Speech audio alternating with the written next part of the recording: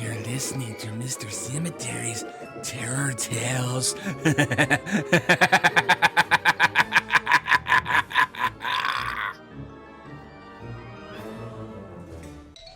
Greetings, kiddos. Are you ready for another one of my terror tales? Good. Well, come in and sit down, and let me tell you tonight's story. Tonight I've chosen to tell about some terrifying creatures that haunt our local woods at night, and the boy who encounters them. And I call this one Flesh-Eating Rabid Zombie Chipmunks. Enjoy, kiddos.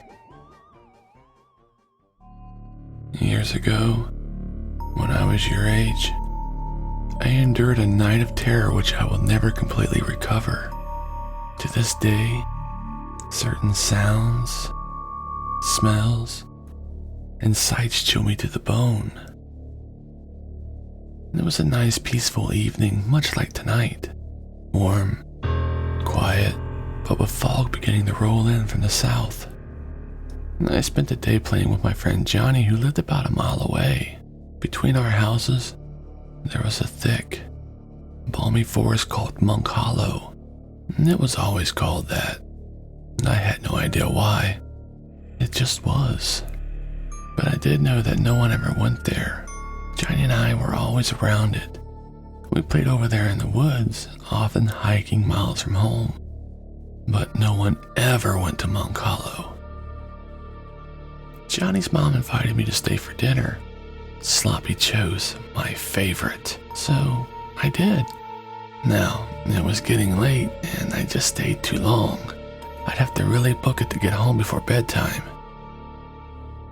Just as I was running down the road from Johnny's, and I slipped and fell and felt a pain shoot up my right knee and in my head, and I blacked out. But only for a couple seconds. I got up and tested my knee, and it wasn't too bad.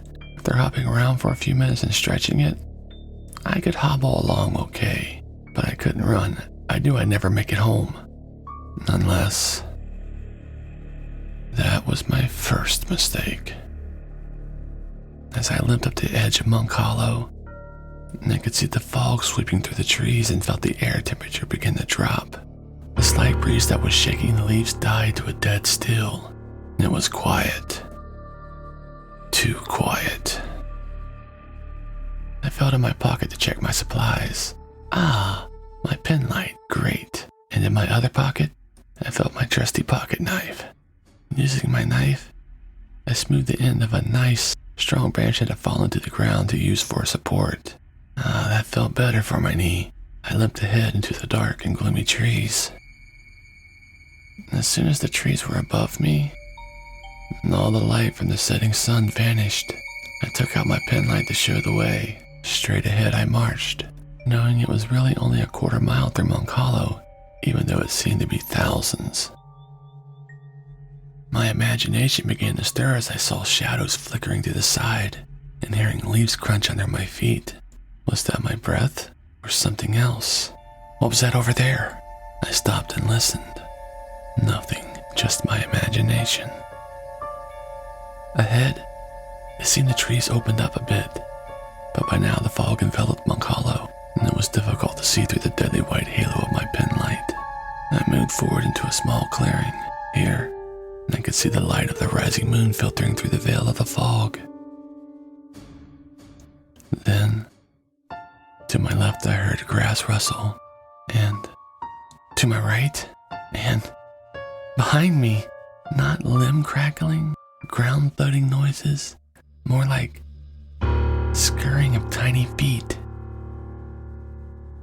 Turning my light, I sought out the source of the strange noise. Suddenly, I saw them, dozens of pairs of pinpoints of light, staring at me from the surrounding grass. They were all around me, coming closer and now raising their voices in a terrifying chorus.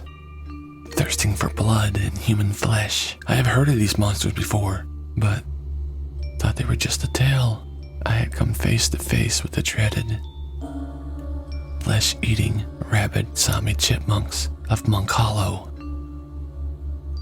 and I had precious little time. My knife was in my hand before I realized it, just as the first monk launched himself through the air at my throat. I slashed, and it fell to the ground. Another came flying through the air, and I jabbed. It fell to the ground also, but my knife was stuck in its body. I ducked under another ferocious monk and swung my staff, taking out a fourth that nearly reached my eyes. I noticed that the 3 chipmunks were now being devoured by dozens of others, choosing easier prey over me. This was my chance. I broke and ran, pain shooting up and down my leg in every step, and I thought it was my bad knee. But looking down, I saw a monk with its teeth sunk deep into my calf, and I reached down and tore it from my leg. And I threw it back on the others, and they fell upon it in a savage mess of tearing and shredding. It only took seconds to consume the critter, and then they were back after me at a full run, their cries raising over the fog into the cold, dark night. I knew I could never outrun them on my bad leg, so I chose to turn and fight. Another mistake that I made. And I turned with my staff ready. Through the air they came. Not 1 or 2, but at least 40 all at once. I swung and I felt the crunch of bone, but there were too many. I felt pain in my left arm, in my side, in my right shoulder, my foot, my ear. They were all over me. I dropped the staff and tore at the bloodthirsty rodents with my strong but weakening hands. But for every one I tossed aside, another took its place. I could feel myself losing consciousness. The pain had stopped. I only felt a little pain in my head now, and I could feel one rabid chipmunk licking the blood from my hand. It didn't feel too bad, and I was slipping away. In the distance, I could hear my name. Someone was calling me. The voice grew louder quickly. As I forced my eyes open, I saw my mom and dad kneeling over me. I had sat up and looked around. I was on the road from Johnny's house, and my dog was there licking my hand. I guess maybe I hit my head harder than I thought.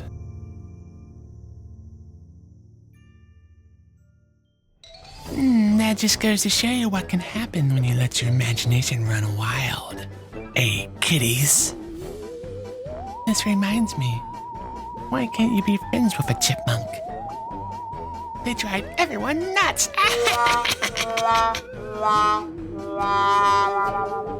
Well, that's all for tonight, kitties. Join me again next week for an all-new episode. Until then, sleep well, friends. And then remember, stay spooky.